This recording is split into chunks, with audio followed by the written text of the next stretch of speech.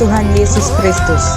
Ini kami umat-Mu percaya 2025 tahun keilahian, tahun pelipat gandaan, tahun lawatan, tahun penuaian, tahun pemulihan. 7 Roh Allah melingkupi kami, keluarga kami, dan seluruh keluarga besar CSD. Kesetiaan Tuhan menjamin, melaksanakan, merekayasa sampai semua rencana Tuhan genap dan tuntas atas kami. Amin, amin, amin.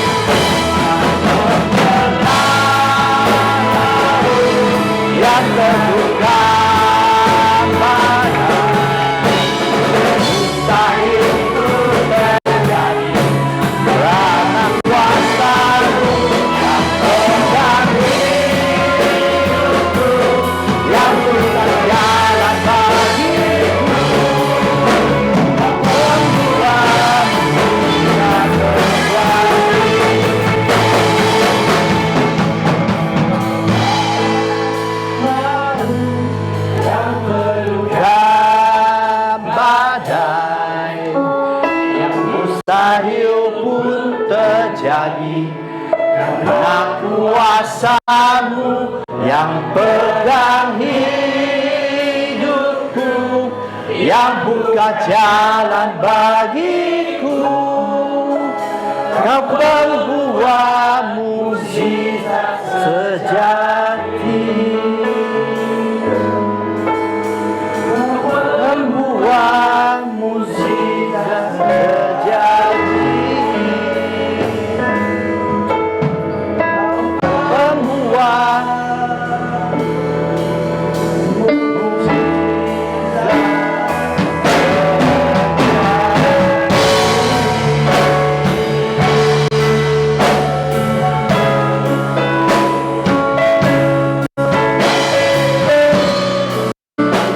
Yes, Father God, You are a miracle doing God. Engkau pembuat mukjizat di dalam hidup kami, Tuhan. Ya Tuhan, tiada badai yang terlalu besar di mana kami tak bisa lewati, Tuhan. Karena ada Engkau, karena ada campur tangan Engkau untuk setiap kami, Tuhan. Kami percaya Engkau pembuat mukjizat. Ya Tuhan, biar setiap kami mengalami Engkau, Tuhan, mengalami kebaikan Engkau, Tuhan. Kami tahu kuasa-Mu lebih besar dari kuasa di dunia ini, Tuhan. Dan kami bersyukur ada Tuhan seperti Engkau yang selalu membimbing hidup kami, Tuhan. Thank you, Lord. Thank you, Lord. Kami bagi semua kemuliaan, kehormatan hanya bagi Engkau. Dan percaya katakan, Amin. Welcome to church everyone. Ya, saya bersyukur anda bisa datang beribadah bersama. So tahun ni tema kita ialah multiplikasi ilahi, iaitu divine multiplication. Ya, artinya berlipat gandaan ilahi. Ya, so untuk setiap kita, mari kita terus fokus kepada tema untuk tahun ni. Multiplikasi ilahi bisa terjadi. Tadi kita menyembah Tuhan tentang apa? Tuhanlah pembuat mukjizat. Ya, Tuhanlah pembuat mukjizat. Oleh itu, Tuhan pasti bisa. Di mana waktu kita bergantung kepada kuasanya. Ya, so di sini supaya kita bisa terus berkembang dan kita terus bangkit dalam iman. Mari kita belajar satu hal sangat sederhana, iaitu pray, berdoa. Ya, pray, berdoa. Ini sangat penting sebenarnya untuk setiap kita. Minggu lalu kita belajar tentang itu, berpuasa, ya, fasting, ya, dan berdoa sebenarnya ialah disiplin rohani. Salah satu disiplin rohani yang sangat penting sebenarnya. Yesus berdoa. Oleh itu anda dan saya ialah Kristian, pengikut Kristus. Sama juga kita wajib untuk berdoa setiap hari, ya. Mari kita berdoa setiap hari. Apakah anda bergumul atau tidak? Mari kita belajar tekun dalam doa, karena ini sangat penting. Waktu anda mau mengalami terobosan, waktu anda mau menerima berlipat gandaan, ya, ilahi, berdoa itu sangat penting, ya. Berdoa itu sangat penting, ya. So di sini, mengapa anda harus berdoa? Next, mengapa anda harus berdoa? Ya, supaya anda lebih mengenal Tuhan secara pribadi. Ya, kita tahu bahawa Yesus ya juru selamat. Kita tahu Tuhan pembuat mukjizat. Seperti tadi kita nyanyikan, menyembah bersama. Tapi apakah anda tahu Tuhan secara pribadi? Ini sangat penting. Firman berkata, mari kita baca 2-3. Jawab Yesus kepadanya, kasihilah Tuhan Allahmu dengan segenap hatimu, dan dengan segenap jiwamu, dan dengan segenap, ya, akal budimu. So bagaimana anda bisa mengasihi Tuhan? Anda perlu mengenal dia, kan? Ya. So bagaimana contoh teman, ya, tak usah berbicara tentang pacar atau suami istri, ya. Bagaimana anda bisa mengasihi seseorang? Anda harus mengenal dia. Apakah dia orang yang bisa dipercaya? Contohnya, apakah dia orang yang bisa apa? Bukan orang yang egois, orang yang ambil kesempatan dan sebagainya. Ya, itu yang kita pikirkan. Ya. So oleh itu sama juga, bagaimana anda bisa mengasihi Tuhan dengan sungguh-sungguh? Anda harus kenal dia. Ya, sangat penting kita mengenal dia secara pribadi. Ya. So mari kita juga belajar berdoa, ya, segenap hati. Waktu anda berdoa, pasti anda bisa bertemu, anda bisa mengenal siapa Tuhan anda, ya. Okay, next. Soal penginjil Amerika, beliau kata, there's a mighty lot of difference between saying a prayer and praying. Ya. Artinya apa? Ada perbedaan yang sangat besar di antara mengucap doa dan berdoa. So ada kala mungkin ada di antara masih bergumul, berdoa juga, anda takut mengucapkannya. Ataupun anda bisa mengucapkan, tapi apakah anda sedang berdoa? Ini sangat berbeda, ya. Anda bisa berdoa, tapi apakah anda berdoa? Ya, pertanyaan ialah begitu. So untuk setiap kita, mari kita belajar, ya, berdoa, belajar untuk berdoa, karena ini sangat penting, ya. Dan seorang pendeta Afrika Selatan berkata, some people pray just to pray, ya. Pray just to pray, and some people pray to know God. Artinya apa? Ada orang berdoa hanya untuk berdoa. Contohnya, anda dipanggil untuk doa sebelum anda ambil makanannya bersama. Anda hanya berdoa saja. Tapi ada kala sebenarnya kita harus berdoa supaya kita lebih kenal siapa Tuhan kita, bukan kerana tanggung jawab. Ini sangat penting. Ya, kita berdoa supaya kita lebih kenal, ya. So bagaimana anda bisa kenal Tuhan dengan mendalam? Anda perlu belajar berdoa dari hati, ya. Bagi tahu teman di sebelah, berdoa dari hati, belajar berdoa dari hati, ya. Belajar berdoa dari hati, bukan kerana tanggung jawab atau ucapan saja, tapi anda harus belajar berdoa dari hati. Kan itu yang akan menjamah Tuhan, bukan betapa panjang doa anda, bukan berapa elegan. Maksud anda bisa berdoa dengan sangat baik, tapi tidak menjamah hati Tuhan. Bisa kan? Ya, so mari kita memahami itu ya. Kita berdoa supaya kita mau lebih kenal siapa Tuhan kita. Kalau Anda sudah kenal siapa Tuhan dah, Anda bisa tahu waktu Anda berdoa, Anda tahu Tuhan menjawab. Seperti Daniel ya, Nabi Daniel ini, saya ingat pasal 10 atau 11 ya. Hari pertama Daniel berdoa, Tuhan sudah mendengar.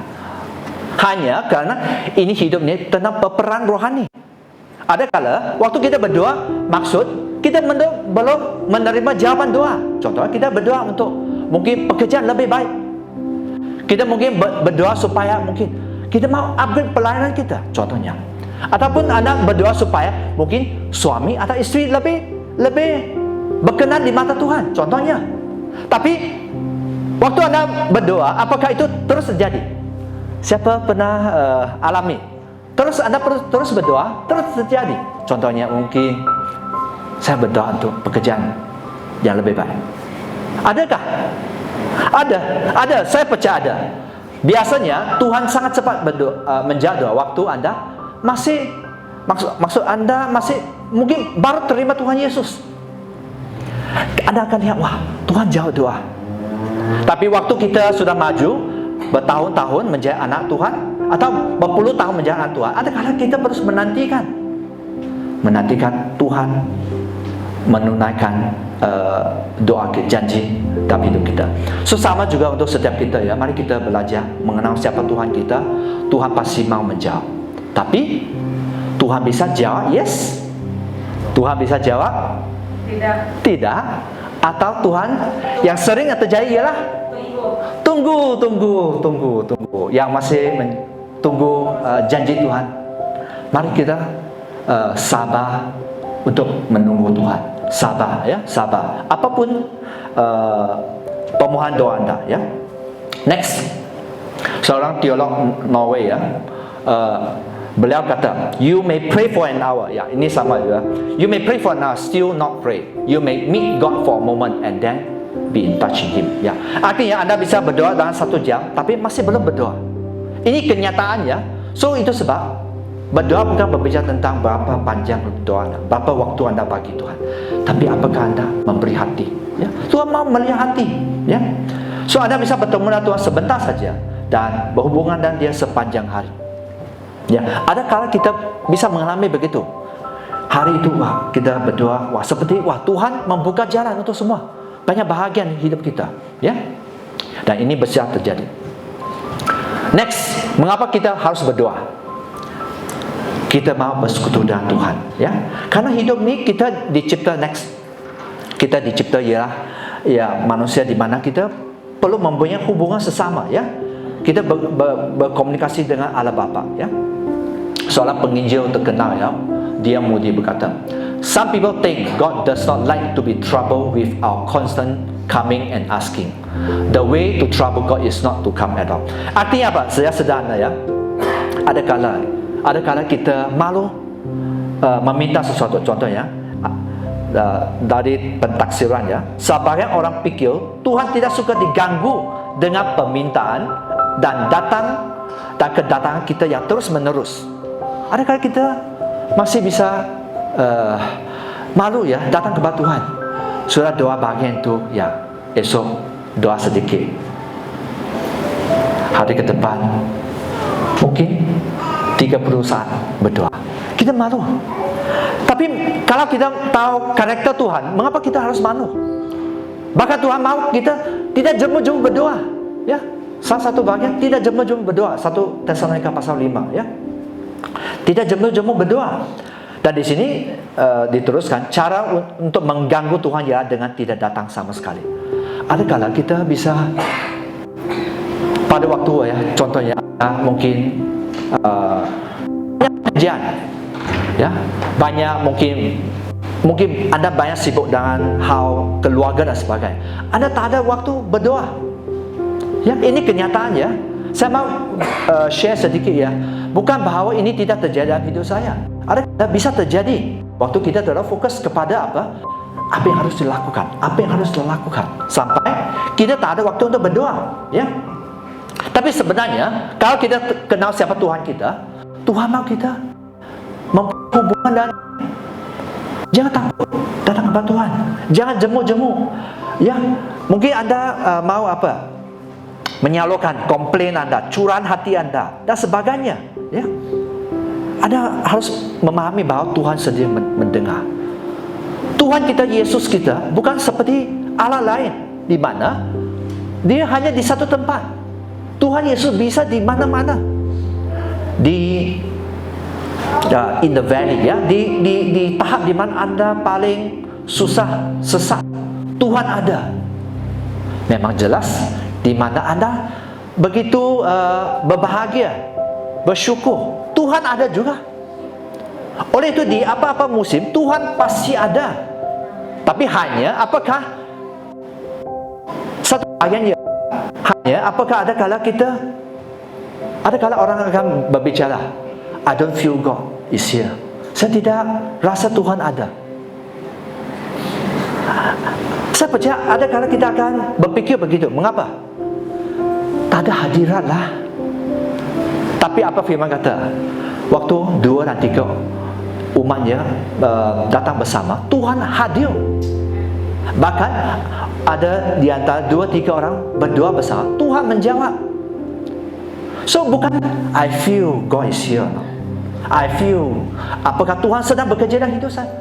Jangan itu sebab kalau Anda sudah dewasa sebagai umat Tuhan, Anda takkan kata I don't feel God, I don't feel God's presence today. Tapi firman sangat jelas, waktu 2-3 orang ada, Tuhan hadir. Tuhan akan menjawab. Ya, so mari kita memahami tentang kebenaran firman. Oleh itu, mengapa membaca firman sangat penting sebagai dasar.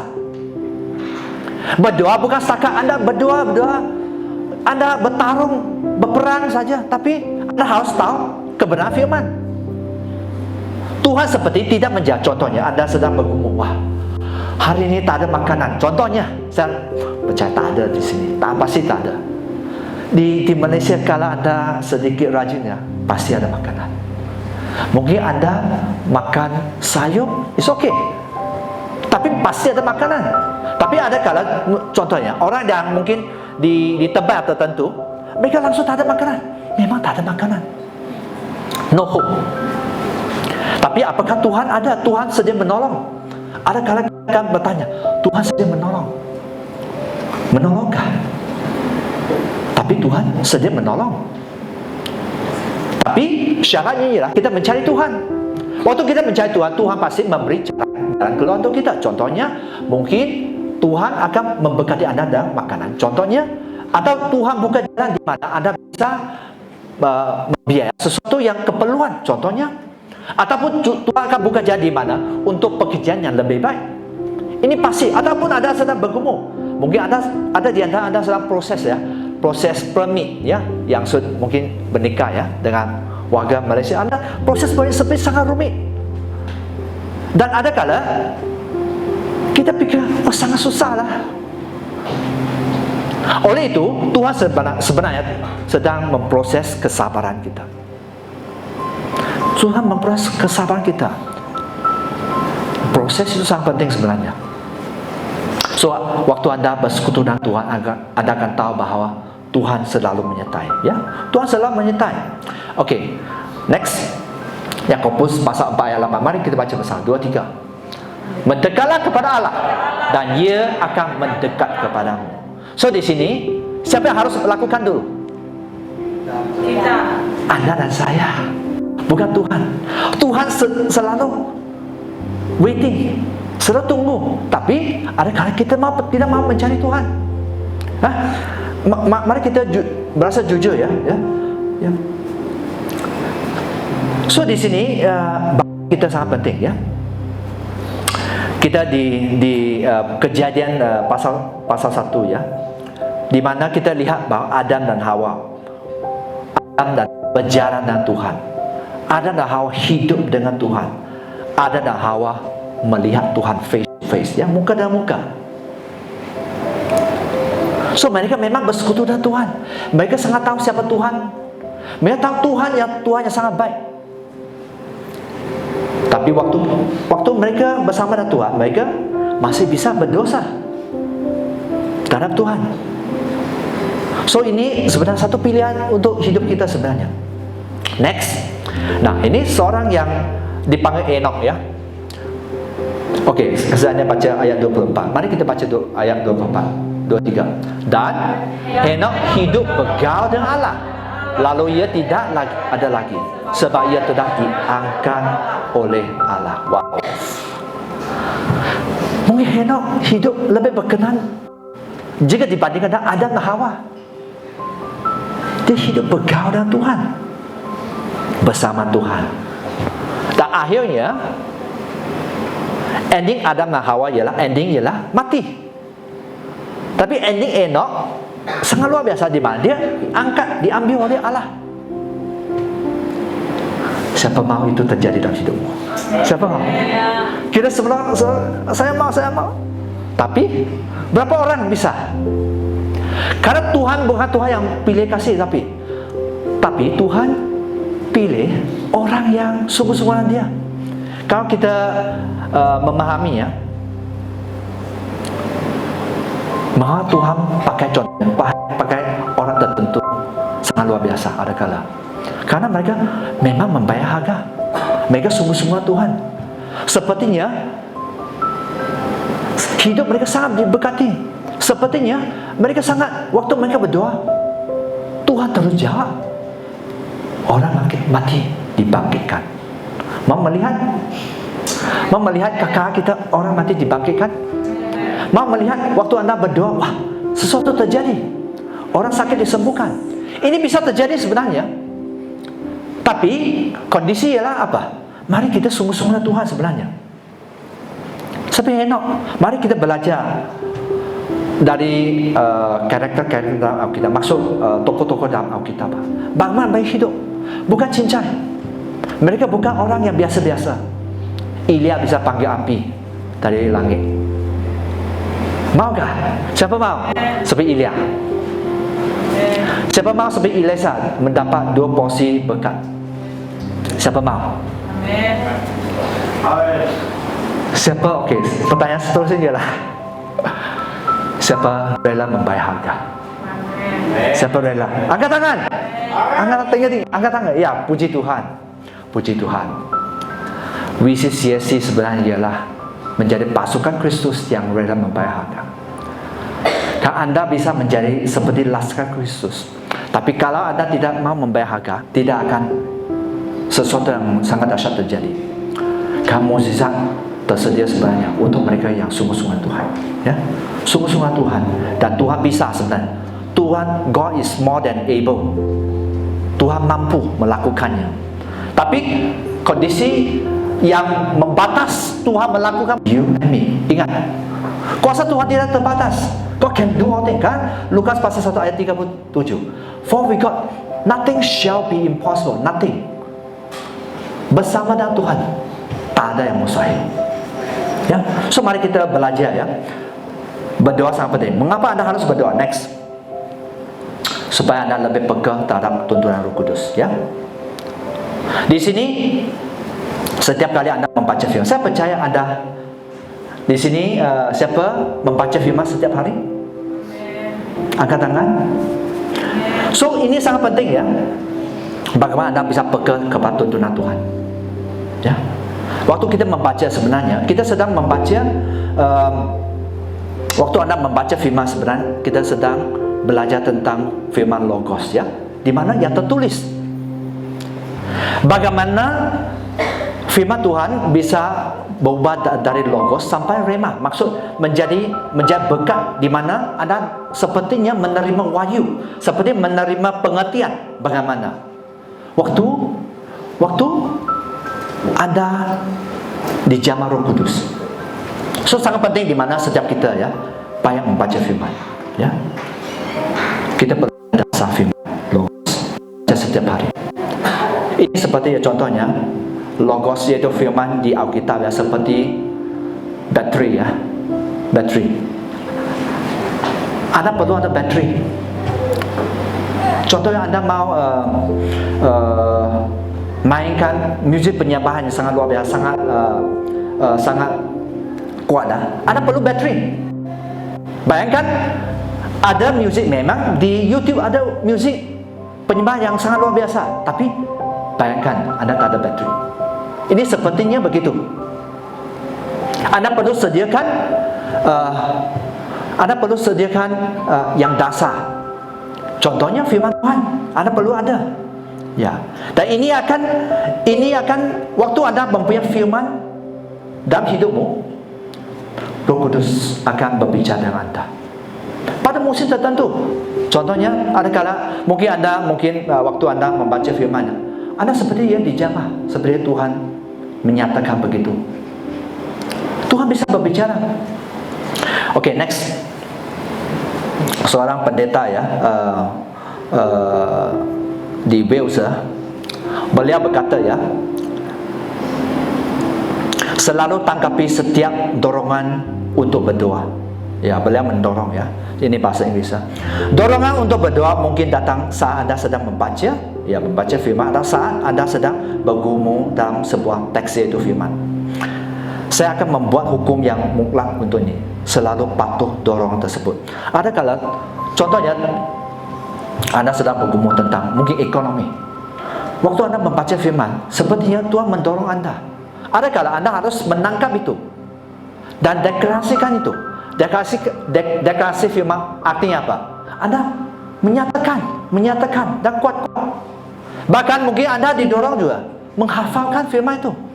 Kan ini sangat penting. Ini sepertinya kalau Anda tak ada bateri, ya apapun yang terbaik akan dilewati. Contohnya Anda sedang mencari pekerjaan yang baru ya, yang lebih baik, lebih bagus. Tapi satu kali ada interview terbuka. Dan interviewnya dibuka untuk 1 jam saja. Waktu itu Anda apa? Anda sedang kunjungi, contohnya tempat itu, Anda sedang pergi ke Penang. Dari Selangor pergi ke Penang. Anda pakai, kalau Anda waktu bercuti, Anda pakai apa?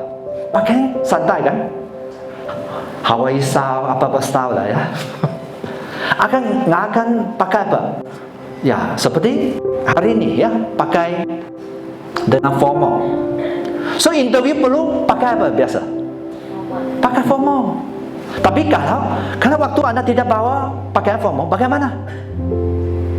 Dilewatilah. So hidup ini seperti begitu ya. Kita harus mengerti bahwa waktu Anda sudah dijamah, mari pegang. Ya, satu kali ya. Sebenarnya banyak hal terjadi dalam hidup kami ya. Satu kali ya. Ya. Satu hari sebelum sesuatu terjadi, saya lihat apa ya? Saya lihat ya satu jumlah. Tapi saya tambah satu kosong lagi. Tuhan berkati. Saya pegangi ya, saya percaya ini. Karena saya tidak berdoa untuk hal itu sebenarnya. Tapi tiba-tiba itu datang, ya. Okey, saya pegang, saya deklarasikan. Hari berikutnya Tuhan memberkati jumlah yang sebenarnya yang diwahyu kepada saya. So ada kala begitu ya, Tuhan bagi sesuatu, Anda harus kawal dalam doa. Itu sebab doa sangat penting sebenarnya. Doa bukan biasa-biasa. Ada kala kita berdoa, tapi sepertinya Tuhan tidak menjawab. Kita give up, kita putus asa. Kita tidak push, maksud kita tidak berdoa sampai sesuatu terjadi. Dan berkat itu ataupun peluang itu bisa melewati. Dan hidup ini saya percaya Tuhan selalu memberi kesempatan demi kesempatan. Pasti ada. Kecuali orang sangat tidak bersedia. Tuhan selalu memberi kesempatan.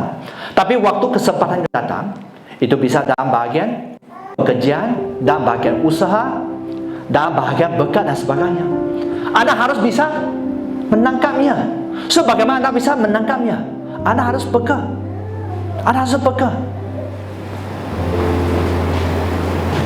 Waktu Tuhan memberi, peka, tangkap itu. dan Anda akan diberkati, ya. So ini sangat penting untuk setiap kita, ya. Mengapa kita harus berdoa? Next. Ini tadi kita menyembah Tuhanlah pembuat mukjizat. Mengapa Anda harus berdoa? Supaya melakukan hal yang mustahil. Melakukan hal yang mustahil. Kalau melakukan hal yang biasa-biasa, nggak usah berdoa, kan? Contoh Anda bekerja 6 hari 1 minggu, Anda dapat gaji sekian-sekian, mungkin 3.000, 4.000 dan seterusnya. Nggak usah didoakan, pasti, hampir pasti. Tapi kalau Anda mau sesuatu yang seperti yang mustahil, Anda perlu berdoa.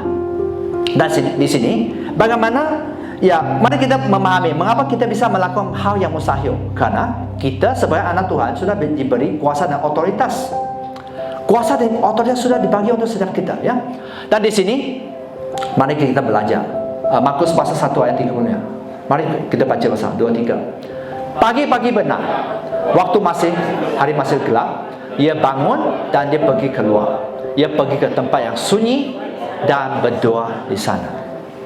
Ini siapa? Siapa itu ia? Yesus. Anda dan saya ialah Kristian, pengikut Kristus. Kita wajib. Ada kalau orang yang kata nggak usah doa pagi dan sebagainya. It's okay, ya. Karena ini pilihannya.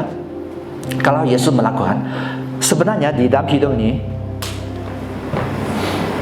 kita tak payah terlalu over smart, terlalu pandai. Orang kata cerdik pandai, ya. Ada kalau orang terlalu cerdik pandai, memang ada. Tapi kita juga harus tahu orang yang terlalu cerdik pandai itu apa akibatnya? Bagaimana akibatnya? Dan memang sebenarnya kalau kita belajar tentang orang yang sukses, mereka ikuti. Contohnya ada cara. Contoh mungkin business model yang cara ini berbuat bisnis. Mereka ikuti dulu. Lepas mereka membarui menjadi otomatis, menjadikan itu seperti ATM, mengeluarkan berkat-berkat sekian-sekian. Oleh itu hidup kita ialah belajar untuk apa? Ikuti, jangan over smart. Ada kala kita mengubah, ya, cara bagaimana mungkin umat Tuhan pada first century, ya, bagaimana mereka melayani Tuhan dan sebagainya. Di sini Tuhan Yesus juga awal-awal pagi bangun ke tempat sunyi, di mana tiada gangguan, ya. Waktu kita berdoa, mari kita belajar jangan cari. Kalau kita rindu, ya, pasti ada tempat di mana tidak ada gangguan, tempat sunyi di mana Anda bisa berdoa dengan baik, ya. So, untuk melakukan yang mustahil dan untuk supaya kita hidup dalam kemenangan, so mari kita lihat Roma pasal 8:37, ya. Di sini sangat jelas bahawa firman katakan kita lebih daripada orang-orang menang. Saya sangat suka di mana bahasa Inggris firman katakan we are more than conqueror. Bukan setakat menang, tapi conquer. Menduduki, artinya menduduki. Bukan setakat pemenang saja, tapi menduduki.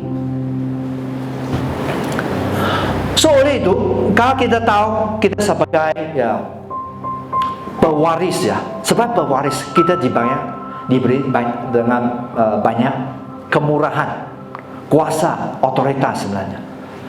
Tapi sering kita tidak menggunakannya. Itulah kesedihan sebagai anak Tuhan. Adakah kita tidak menggunakannya? Mengapa Anda tidak menggunakan? Contohnya, karena kita mungkin tidak tekun. Contohnya, membaca firman, berdoa, berpuasa dan sebagainya. So, karena kalau kita mau menerobos, kita harus melakukan bagian kita, ya. So di Filipi pasal 4:13, ya, menyatakan next, di mana firman berkata segala sesuatu dapat ku tanggung di dalam Dia yang memberi kekuatan kepadaku, ya. So ini saya ingat pasif, ya. Tapi di bahasa Inggris katakan I can do all things through Christ. I can do all things. Maksud saya bisa melakukan kesemuanya, bukan menanggung, tapi saya bisa melakukannya. tanggung, contohnya Anda defensif. Tapi firman berkata, saya bisa melakukan semua itu kerana Tuhan yang menguatkan aku. Ya. So di sini bagaimana Anda bisa melakukan yang seperti yang mustahil? Karena ada kuasa Tuhan. Karena Anda percaya kepada kuasa Tuhan. Tapi kalau Anda tidak percaya ada kuasa Tuhan dalam hidup Anda, ya memang jelas Anda tak bisa melakukannya. Mungkin Anda tidak beribadah mungkin. Nggak usah menyatakan tentang menang dan sebagainya. Nah, di sini lagi satu firman, mungkin kita baca bersama 2-3. Allahku akan memenuhi segala keperluanku menurut kekayaan dan kemuliaannya dalam Kristus Yesus. Ya, Tuhan bisa memenuhi segala keperluan menurut kekayaan dan kemuliaannya. Tuhan kaya. Sangat-sangat kaya. Bahkan semuanya milik. Banglo Anda, mobil Anda, emas Anda, apa yang Anda ada sebenarnya milik dia.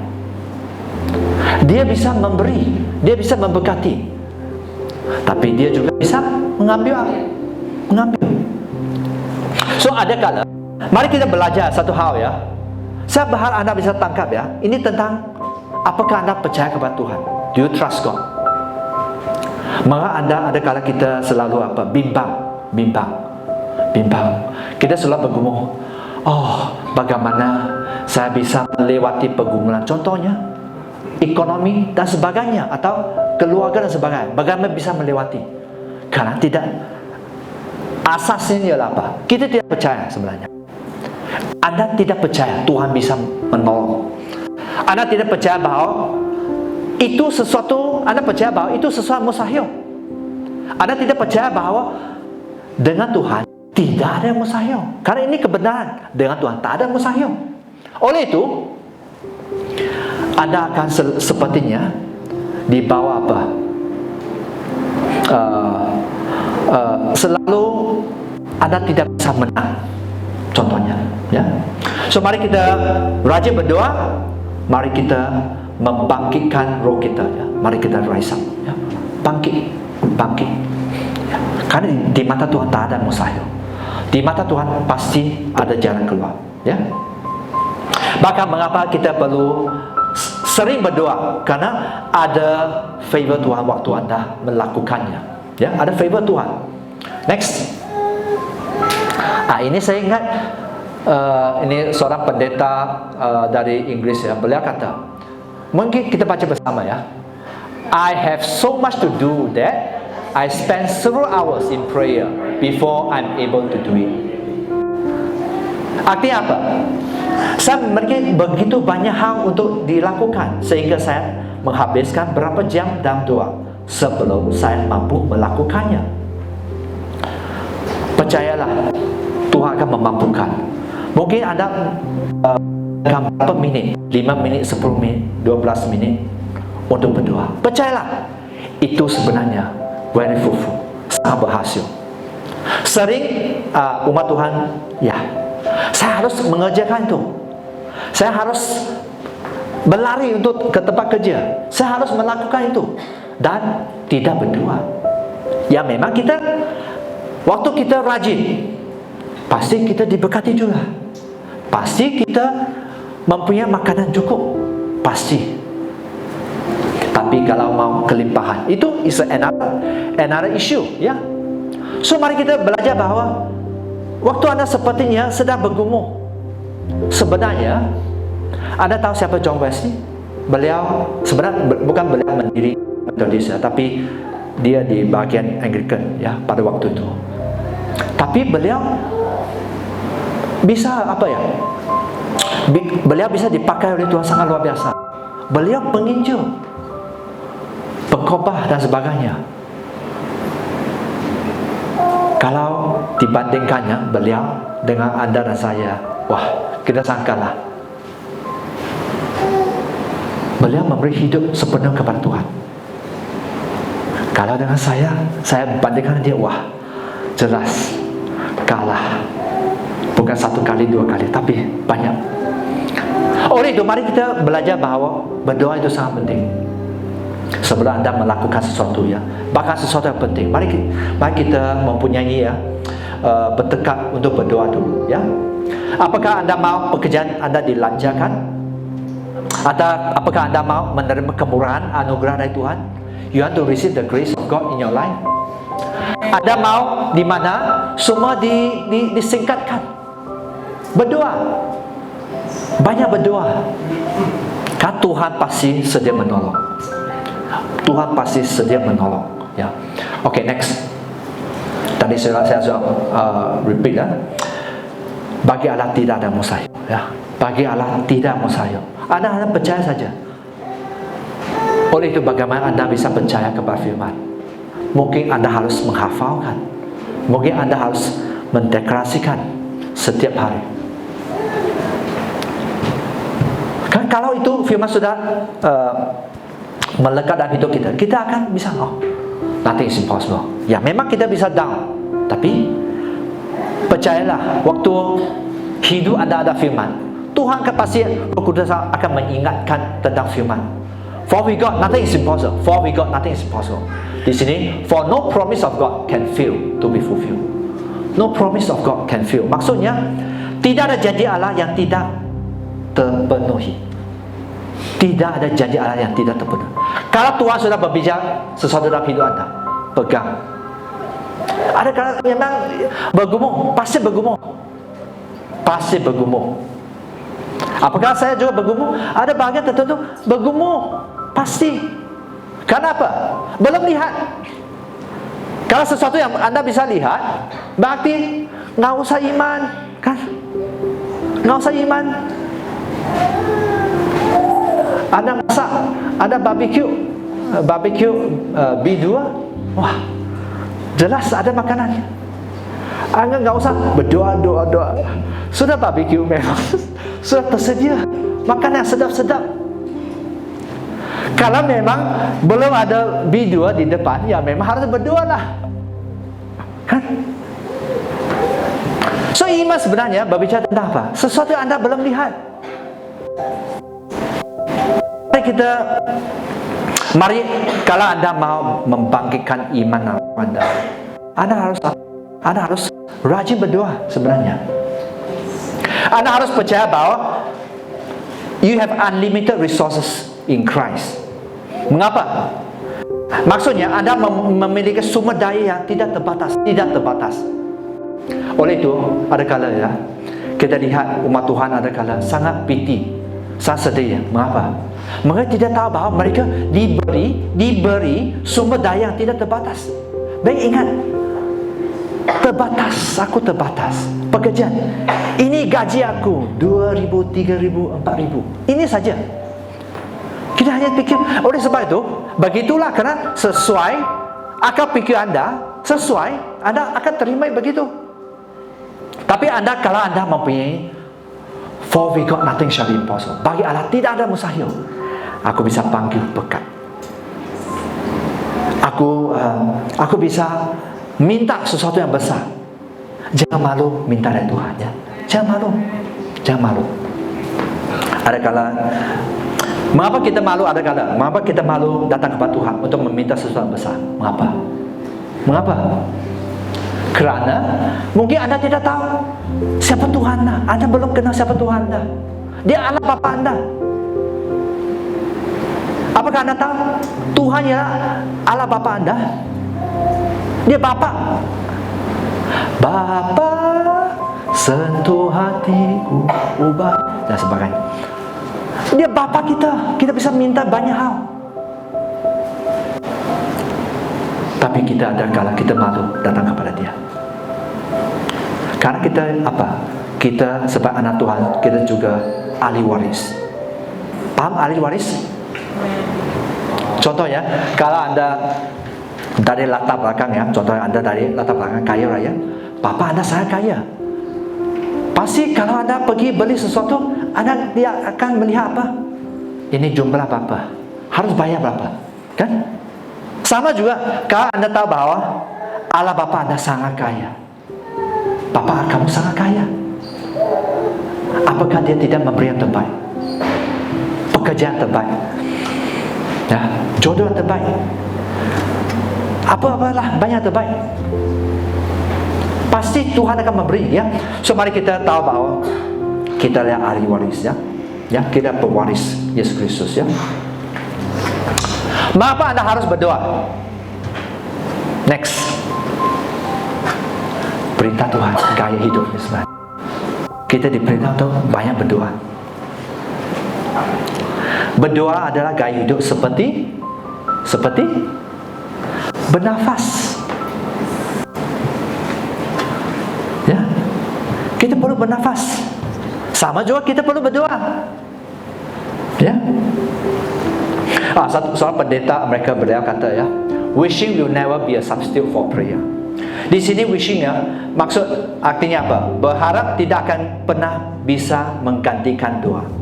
Di sini wishing, ya, berbicara tentang pengharapan, tapi itu lebih kurang dari pengharapan. Wishing artinya, kalau boleh, artinya sederhana. Kalau Tuhan memberkati, puji Tuhan. Kalau Tuhan tidak memberkati, it's okay. Ini wishing, ya, ini wishing. Ini bukan berbicara tentang iman, pengharapan dan kasih, ya, sesuai firman Tuhan. Ini berbicara tentang seandainya Tuhan memberkati. Seandainya artinya apa? Mungkin Tuhan sepertinya pengertian kita, ya, sepertinya Tuhan bisa memberkati, tapi Tuhan juga bisa tidak memberkati. Inilah wishing. Tapi firman Tuhan sangat jelas bukan begitu, ya. Mari kita berdoa, ya, berdoa dengan sungguh-sungguh, ya. Bahkan di Efesus pasal 6, ya. Oke, next. Firman sangat jelas, ya. Sebab itu, ambillah seluruh perlengkap senjata Allah supaya kamu dapat mengadakan perlawanan pada hari yang jahat itu, dan tetap berdiri sesudah kamu menyelesaikan segala sesuatu. Ini berbicara tentang peperang rohani, di mana Tuhan sudah memberi kita senjata Allah. Senjata pertama, ikat pinggangkan kebenaran. Kedua, berbaju jirat keadilan. Ketiga, kakimu berkasutan kerelaan untuk memberitakan Injil damai sejahtera. Ya, ini senjata. 4, perisai iman. Wow. Kelima, next, senjata ketopang keselamatan, proteksi. Keenam, pedang roh, firman Tuhan. Sangat penting, ini senjata, ya. Ketujuh, dalam segala doa dan permohonan. Apa yang, mari kita baca bersama ayat 18, 2, 3. Dalam segala doa dan permohonan, berdoalah setiap waktu di dalam roh, dan berjaga-jaga di dalam doamu dengan permohonan yang tidak putus-putusnya untuk segala orang Kristus kudus. So di sini apa yang Tuhan mau kita? Berdoa setiap waktu dalam roh, dan berjaga-jaga dalam doamu. Oleh itu sangat penting, ya. Mengapa ada kala kita kantoi, tumbang, melewati sesuatu tumbang, kita kalah. Mengapa? Kita tidak berdoa. Mungkin kita tidak berdoa. Mungkin kita tidak berjaga-jaga. Ada kala orang akan tanya, ya, Pastor, saya sudah berdoa, sudah 6 hari saya berdoa berturut-turut supaya saya bisa menang, tapi kenyataannya lah saya tumbang. Mengapa begitu? Saya mau tanya, mengapa saya tumbang? Apakah Anda belum berdoa? Tidak, jelas Anda sungguh-sungguh berdoa selama 7 hari, kan? Betul kan? Anda sungguh-sungguh berdoa 7 hari, tapi mengapa bisa kalah, tumbang dan sebagainya? Sebenarnya pokok, ya, tumbang, dipotong, tumbang. Kerana apa? Karena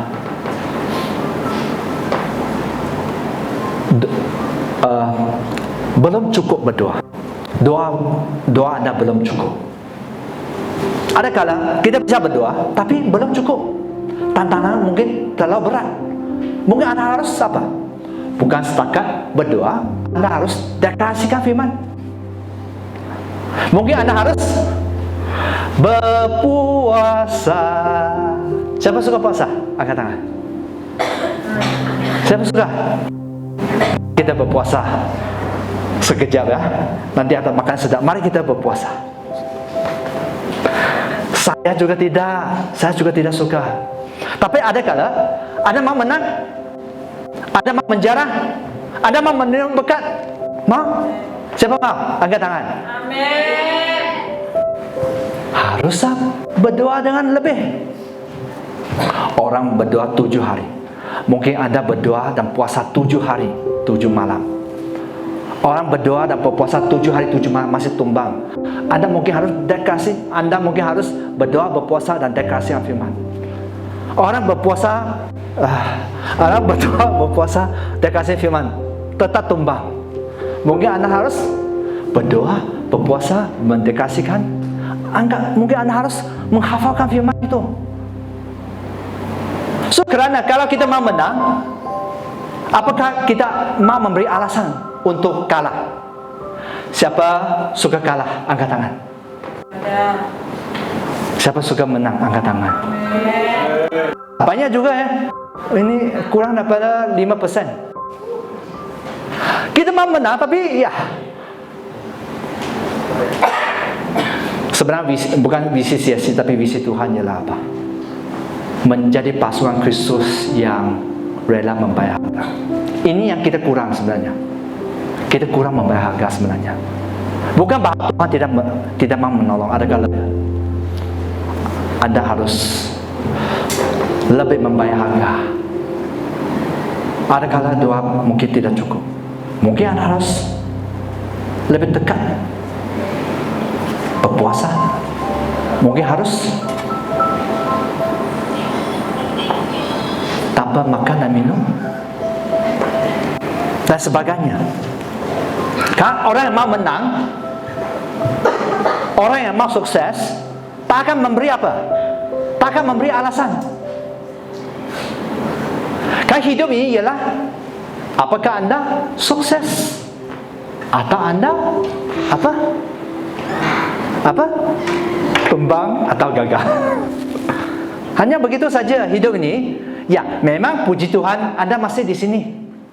Belum dipanggil Tuhan, puji Tuhan. Bagi tahu teman Anda, puji Tuhan, puji Tuhan. Kamu masih di sini, masih boleh, masih bisa, masih ada kesempatan. Karena belum dipanggil Tuhan. Masih ada kesempatan untuk menang, menjadi sukses, sangat berhasil. Sangat berhasil. Ada kalau bukan setakat berbicara tentang keuangan, tapi banyak bahagian. Orang yang sukses sebenarnya, orang Kristen yang sukses bukan setakat keuangan sebenarnya. Banyak bahagian, integritas, banyak bahagian, semua bahagian, pelayanan, pekerjaan, rumah tangga, semua. So bukan senang ya. Mau menang? Amin. Mari kita menjadi itu berdoa sebagai gaya hidup ya. Berdoa sebagai gaya hidup. Kalau itu sudah menjadi gaya hidup ya. Contohnya, Anda bangun jam 5 pagi. Pertama yang Anda buat ialah apa? Bangun pagi, apa yang Anda buat? Bangun, bahasa lagu ya, waktu saya kecil ya.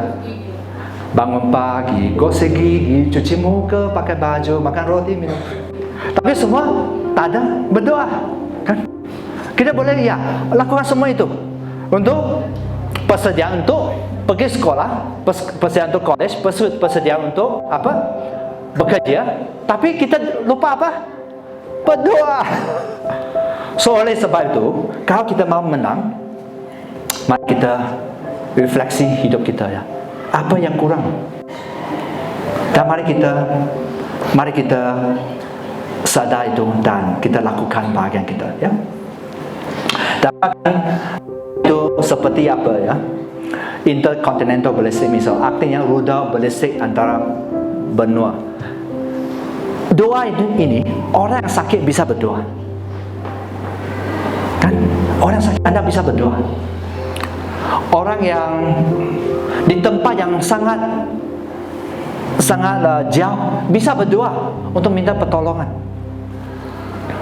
Anda bisa berdoa di mana-mana.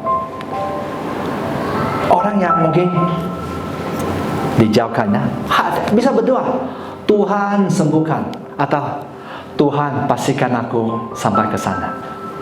Bertobat, Tuhan ampunilah dosaku, pasti aku sampai ke sana. Ampun segala dosaku, semua kejahatan, semua.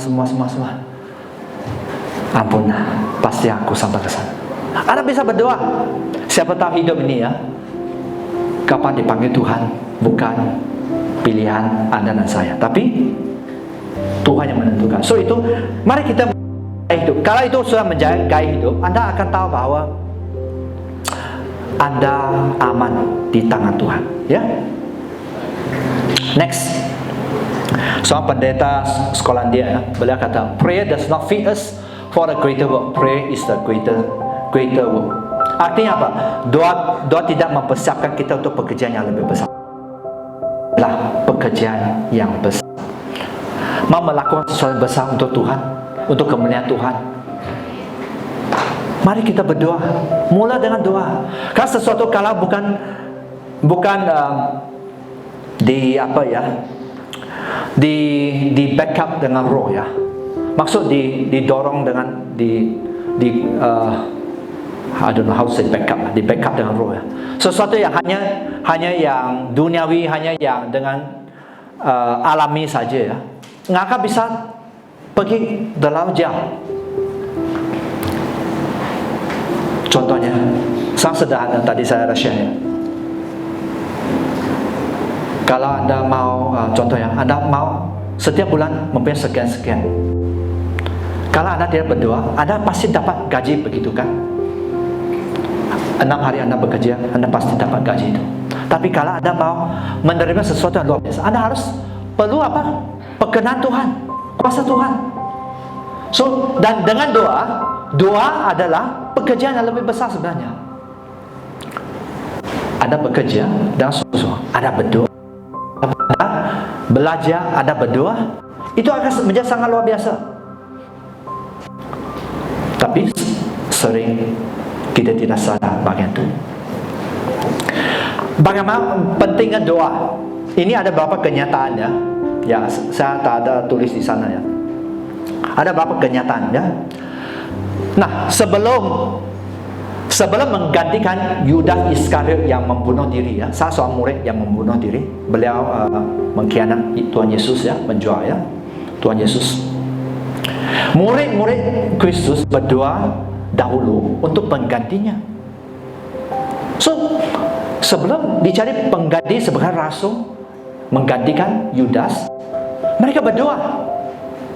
So, mari kita melihat perjanjian baru ya. Mereka berdoa. Bahkan murid itu berdoa. Bahkan mereka rasul, mereka berdoa. So, apakah kita doa bisa diabaikan? Nggak bisa. Nah, mengapa sebelum mengutuskan Paulus dan Barnabas ya? Next. Saya tak tahu apa next. Tak ada. Balik ke sana. Sebelum mengutus Paulus dan Barnabas ya, di Kisah Para Rasul, apa yang terjadi? Saya baca saja ya. Kisah Para Rasul ayat 13, 2 dan 3. Saya baca saja, tak ada di slide. Pada suatu hari, ketika mereka beribadah kepada Tuhan dan berpuasa, so umat pada waktu itu mereka beribadah dan berpuasa.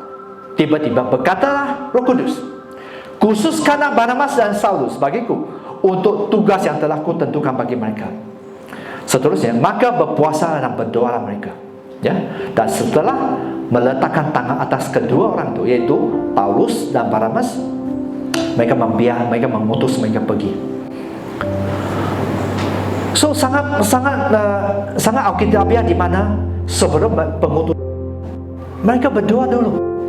Sebelum mengutus seseorang, berdoa sebenarnya ialah gaya hidup. Karena kita perlu Tuhan. Tak ada orang terlakukan tanpa Tuhan. Tak ada orang terlakukan. Dan bahkan mengapa anak Tuhan dikatakan sebagai domba ya? Kita domba Tuhan. Domba bisa sangat senang makan rumput yang beracun. Domba sangat senang sesat Sesat tak? Sesat bukan? Sesat. Domba kalau dia sudah apa ya, jatuh, dia tak bisa bangun sendiri. Faham?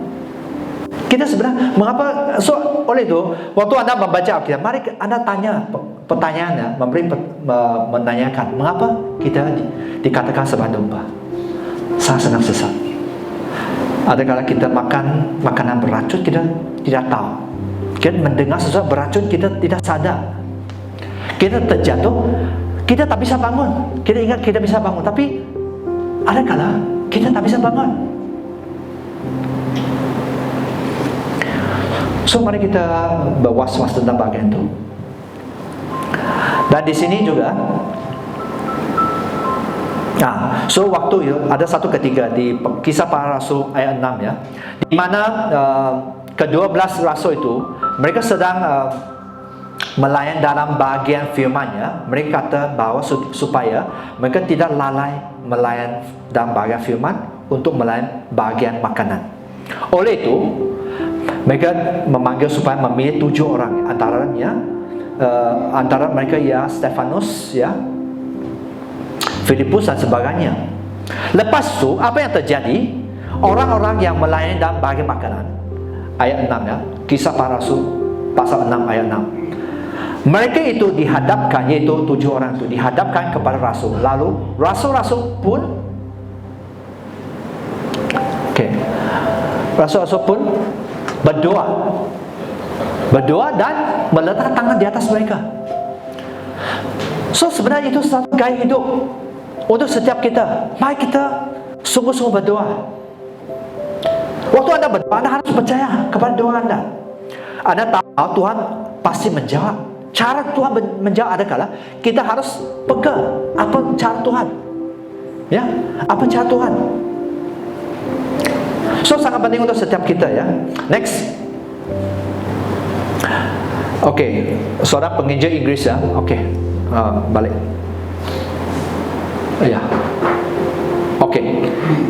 If we in prayer, we are in everything. Artinya kalau lemah dalam doa, kita lemah di mana-mana. Orang yang lemah dalam doa biasa banyak kelemahan.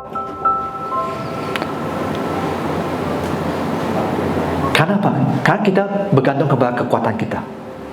Secara dasarnya, secara sederhana, kita bergantung kepada kekuatan kita. Ya, so mari kita ingat tentang itu ya. Seterusnya, ada satu pertanyaan. Is prayer your steering wheel or your spare tire? Artinya apa? Apakah doa steering anda, pengemudi anda dalam mobil ya, atau tayar ganti anda? Arti tayar ganti artinya kalau tayar pancet ya baru kita tukar. Kalau masih boleh hidup, anda terus hidup saja, terus berjalan tanpa bergantung kepada Tuhan. Artinya itu. So oleh itu kita ada kala berhadapan dengan banyak masalah ya dalam di hidup ini. Dan ada kala orang akan waktu mereka mengalami sesuatu yang sangat serius ya, baru mereka mencari Tuhan. Mungkin mereka sudah menghadapi kanker ya, cancer, ataupun mungkin mereka bankrupt, ataupun mereka sudah tidak bisa bangkit lagi. Mereka baru mencari Tuhan. Ini kesedihan sebab umat Tuhan ya. Kita sering menjadikan ya doa itu spare tire, yaitu tayar ganti. Kita tidak menjadikan itu untuk mengemudi hidup kita. Kita guna seperti ada lagu ya, I do it my way. Saya lakukan itu dengan cara saya. Memang kalau kita di dunia ni ya, kita dengar I do it my way, kita bisa sangat bangga. I do it my way. Saya sangat bahagia, saya sangat kaya, saya sangat apa? I do it my way. Orang sangat sombong, manusia bisa sangat sombong. Tapi Tuhan kata, mari kita bergantung kepada Tuhan, ya. Termasuk berdoa. Di sini sangat sederhana ya. Mari kita baca bersama. 2, 3. Bersukacitalah senantiasa, tetaplah berdoa, mengucap syukurlah dalam segala hal, sebab itu yang dikehendaki Allah di dalam Kristus Yesus bagi kamu. So selalu ceria ya. Mungkin tak ada alasan untuk berceria, tetap ceria. Tetap sukacita, tetap berdoa, mengucap syukur dalam semuanya. Karena Tuhan izinkan proses banyak bahagian di dalam hidup ini ya. Proses ini adakah bisa melemahkan, tapi kalau kita tahu bahwa itu untuk kebaikan kita, dan kalau Anda bisa mengucap syukur, saya percaya satu kali Anda akan melihat, waktu Anda melewati proses itu, Anda akan melihat bahwa wah, puji Tuhan, aku diproses begitu. Mungkin Anda sekarang komplain ya. Apa ya komplain ya? Bersungguh-sungguh ya, bersungguh-sungguh ya. Anda bersungguh-sungguh, mengapa begitu di hidup aku ya? Kalau saya melihat hidup saya, wah ini bukan smooth sail, maksud bukan jalan lurus ya. Wah, banyak tantangan, cabaran dan sebagainya. Ada waktu di mana saya sudah tanya, wah Tuhan, mengapa begitu susah? Memang hidupnya susah ya. Firman menyatakan memang kita harus melewati banyak tantangan. Bahkan sebenarnya kalau kita bisa meneliti ya, mungkin kita belum melewati seperti apa yang dilewati oleh Paulus, bahkan oleh Yesus Kristus disalibkan. Bayangkan, kan kita dipanggil sebagai apa? Kristen, pengikut Kristus. Kita belum dicapai sampai tahap itu sebenarnya. Dan ada kala kita bersungguh-sungguh bahwa terlalu berat untuk saya. Memang sangat berat. Sangat berat. Tapi tadi kita menyembah lagu, Tuhan pembuat mukjizat. Where is God in your life? Di mana Tuhan dalam hidupmu? Kalau kamu hanya fokus kepada masalah, hanya kepada diri Anda, memang sangat berat. Kalau saya fokus kepada diri saya, sangat berat. Tapi kalau kita lihat, ada Tuhan kita, Tuhan pembuat mukjizat. Tuhan pembuat mukjizat. Tuhan membelah laut Tebrau untuk bangsa Israel. Tuhan dapat menenangkan badai untuk Anda dan saya. Ini semua benar tidak berat kalau Anda bergantung kepada Tuhan. Next, Firman berkata, janganlah hendak kamu khawatir tentang apapun, tetapi nyatakan dalam segala hal keinginanmu kepada Allah dalam doa dan permohonan dengan ucapan syukur. Dalam doa, ya, dalam doa Anda menyatakan itu dalam ucapan syukur. Ini tanda Anda percaya kepada Tuhan, ya. Ini tanda Anda percaya kepada Tuhan. Ya. So di sini ada satu pepatah ya. Banyak berdoa, banyak berkat. Sedikit doa, sedikit berkat. Tidak berdoa, wah. Banyak berdoa, sedikit berdoa, tidak berdoa. Siapa mau banyak berkat? Siapa mau banyak berdoa? Puji Tuhan ya. So mari kita banyak berdoa. So di sini mari kita membaca doa itu. Next, yaitu doa Bapa di surga ya. Next. Oke, mari kita membaca itu sebelum nanti saya tutup ya dalam doa. Oke, mari Anda bangun ya, mari kita bangun ya. Karena ini sangat dalam artinya kalau Anda memahaminya.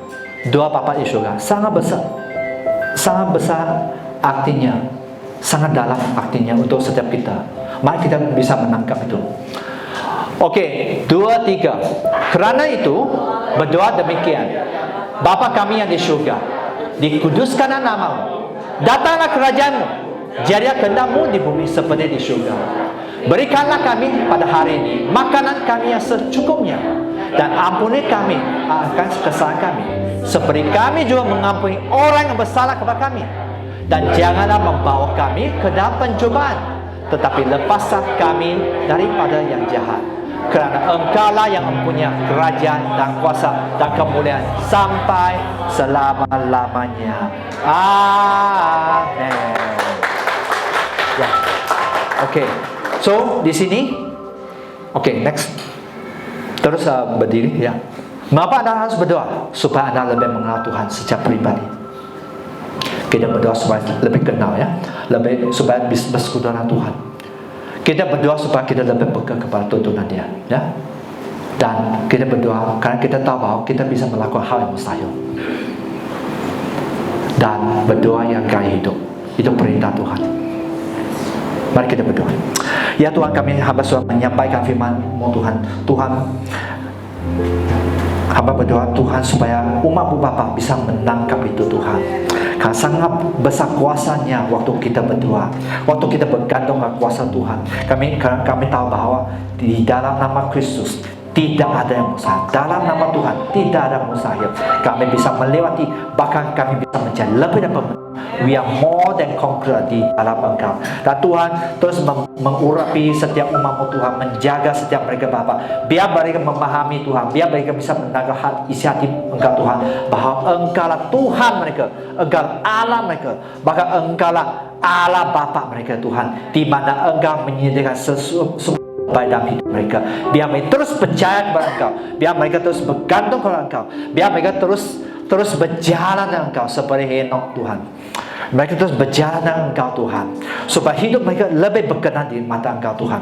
Tuhan, jamah setiap mereka Bapa, setiap firman-Mu yang sudah ditabur pada petang ini Tuhan, biar mereka setiap firman itu seperti jatuh di tanah subur. Setiap umat-Mu yang di sini Tuhan, ini seperti firman dia jatuh di tanah subur di dalam hidup mereka Bapa. Mereka akan berhasil 30 kali lipat, 60 kali lipat, bahkan 100 kali lipat untuk kemuliaan Engkau. Hamba berdoa ini pasti terjadi di dalam hidup ini, karena ini tahun pelipat gandaan, ini tahun yang multiplikasi ilahi Tuhan. Terima kasih Tuhan, terima kasih Tuhan. Kami bersyukur dan kami memberi semua kemuliaan bagi Engkau dalam nama Tuhan Yesus. Yang percaya katakan amin, amin, amin.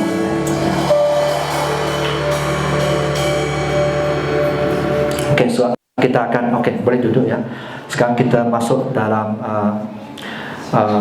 jamaah kudus ya. Yang bertugas bisa datang. Ya.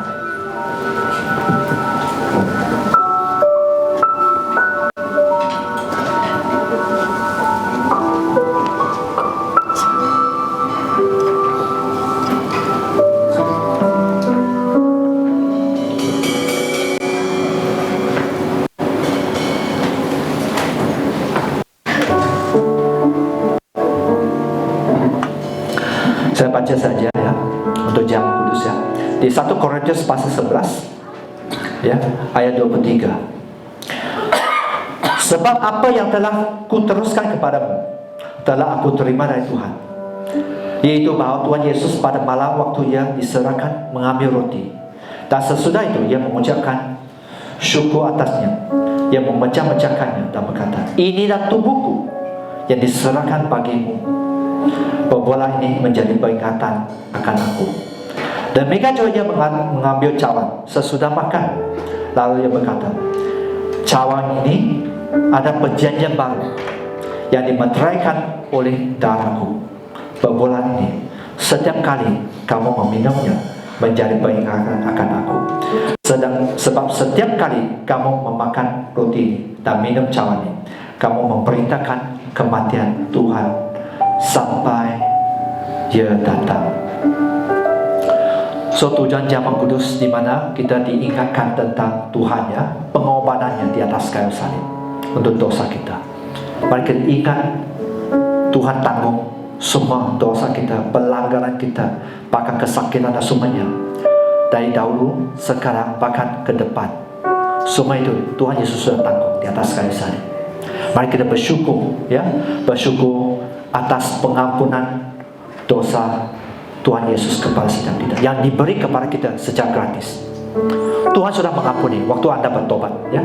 Tuhan sudah mengampuni waktu Anda rela merendahkan hati ya, merendahkan hati, ya, dan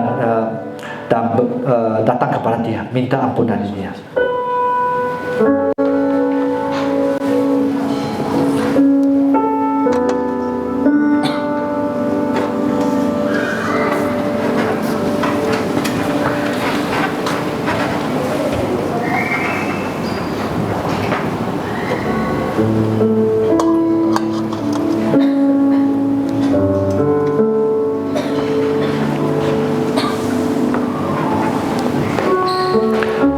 Ya, so mari kita bersyukur atas pengampunan dosa yang dari Tuhan, ya.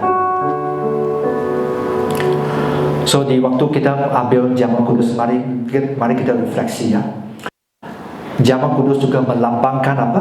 Kesatuan di antara orang percaya dalam tubuh Kristus, yaitu iman kita bersama, persekutuan kita bersama, ikatan komunal bersama. Mari kita jaga unity, ya. Apa yang pun yang terjadi, mungkin anda dan teman Anda sama gereja atau dengan sesiapa pun, ya, yang di luar. Mari kita menjaga unity, ya. Sangat penting untuk setiap kita. Dan seterusnya, jamak kudus, ya, untuk pemeriksaan diri, ya, pemeriksaan diri, ya. So mari kita melakukan pemeriksaan diri. Kalau Anda sadar bahwa ada dosa, mari mengaku dosa itu, ya. Mengaku dosa dengan hati yang mau bertobat, ya. So di 1 Korintus pasal 11 ayat 27, firman berkata, jadi barang siapa dengan cara yang tidak layak makan roti atau minum cawan Tuhan, ia berdosa terhadap tubuh dan darah Tuhan. So mari kita memeriksa diri, ya. Ayat 28, kerana itu hendak tiap-tiap orang menguji dirinya sendiri, baru sesudah itu ia makan roti dan minum dari cawan itu. So sebelum Anda makan dan minum mengikuti jalan, mari kita menguji diri kita. Apakah ada bagian kita yang salah? Tuhan selalu mengingat kita, uji diri kita. Jangan lihat orang lain. Apakah diri ada? Tuhan bukan akan melihat dosa atau pelanggaran orang lain, tapi Tuhan akan melihat diri kita. Apakah Anda sudah mengaku dosa? Apakah Anda sudah mengaku diri sendiri? Seterusnya, kerana barang siapa makan dan minum tanpa mengaku tubuh Tuhan, ia mendatangkan hukuman atas diri. Ayat 9, ini sangat penting. Makan dan minum tanpa mengakui tubuh Tuhan, ia mendatangkan hukuman atas diri. Seterusnya, sebab itu banyak di antara kamu yang lemah dan sakit, dan tidak sedikit yang meninggal. Kalau kita menguji diri kita sendiri, hukuman tidak menimpakan kita. So sebenarnya Tuhan mau menjaga kita supaya kita tidak dihukum. Caranya apa? Uji diri kita. Jangan katakan orang salah, tapi uji diri kita supaya hukuman tidak menimpa kepada Anda. Seterusnya, kalau kita menerima hukuman dari Tuhan, ya, kita dididik supaya kita tidak akan dihukum bersama-sama dengan dunia, ya. So mari kita berrefleksi sekejap, ya. Mungkin 10 saat, ya, kita berrefleksi. Apa bagian aku salah, aku yang salah. Jangan ingatkan sesiapa pun, tapi ada bagian Anda yang salah. Minta ampun, bertobat, minta ya.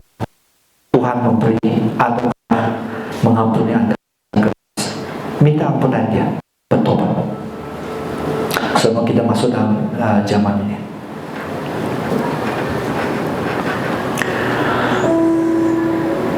Oke, Tuhan, kami sangat bersyukur. Mari kita angkat roti di tangan kita. Pada waktu malam, Tuhan diserahkan mengambil roti, dan sesudah itu Ia mengucap syukur atasnya. Tuhan Yesus memecah-mecahkannya dan berkata, inilah tubuhku yang diserahkan bagi kamu. Berbuatlah ini menjadi pengingatan akan aku. Mari kita makan.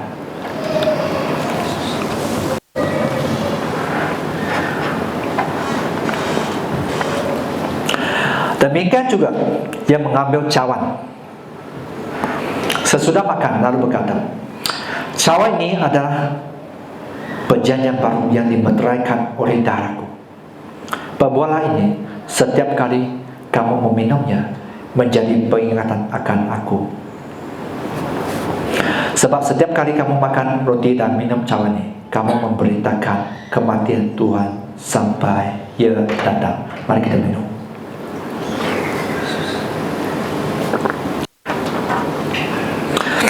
Ya Tuhan, kami sangat bersyukur anugerah Tuhan, di mana kami setiap kali diberi kesempatan untuk mengikuti zaman kudus ini Tuhan. Tuhan terus menjamah hati setiap kami Tuhan, menjamah hati dan pikiran kami Tuhan, supaya kami dibenarkan, pikiran kami dibenarkan, hati kami dibenarkan, supaya kami menyerahkan hidup kami kepada firman Tuhan, kepada Engkau Tuhan. Kita mau hidup berkenan kepada Engkau. Kita mau lebih melekat Engkau. Kita mau belajar untuk rela membayar harga. Karena ini kuncinya di mana kami menjadi dewasa Tuhan. Tuhan yang beri kemampuan untuk setiap kami Bapa untuk belajar. Ya, setiap kami akan belajar untuk menjadi dewasa, untuk membayar harga Tuhan. Tuhan, Engkau Tuhan yang baik. Kami sangat bersyukur mempunyai Tuhan seperti Engkau yang sudah mengampuni segala dosa kami dahulu, sekarang, sampai selama-lamanya. Waktu kami bertobat di depan Engkau Tuhan. Dan Tuhan, kuatkan kami Tuhan, biar setiap kami tetap fokus kepada Engkau Tuhan. Karena kami tahu waktu kami perhatian kepada Engkau Tuhan, kami akan melakukan kehendak Engkau.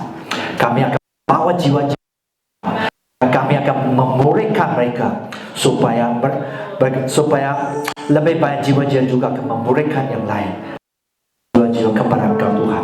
Karena ini Tuhan, hidup kami bukan untuk pekerjaan saja atau pelajaran saja atau untuk rumah tangga kami saja, tapi hidup kami Bapa untuk melakukan pekerjaan Tuhan. Terima kasih Tuhan atas kebaikan Tuhan.